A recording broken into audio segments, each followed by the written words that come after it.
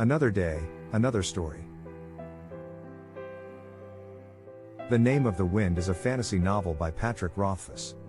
The story is set in a fictional world where magic and legend are part of everyday life. The novel tells the story of Kavoth, a legendary wizard and musician, as he recounts his life story to a chronicler named Devon Lockhees over the course of 3 days.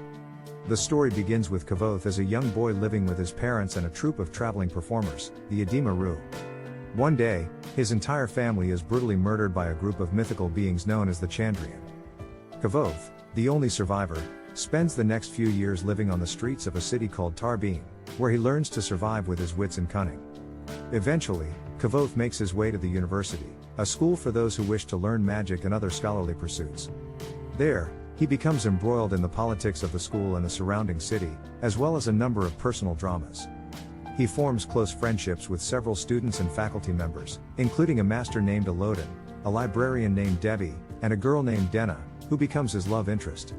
Throughout his time at the university, Kavoth continues to pursue his ultimate goal, to learn the secrets of the Chandrian and exact revenge on them for his family's murder.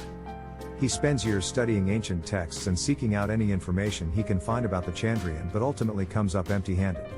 The novel ends with Kavoth leaving the university to continue his quest, setting the stage for the second book in the series, The Wise Man's Fear. The Name of the Wind is a richly detailed and intricately plotted novel, filled with complex characters and a vividly imagined world. Rothfuss's prose is both lyrical and accessible, making for a highly engaging and satisfying read. Thanks for watching. Please consider subscribing and sharing the video.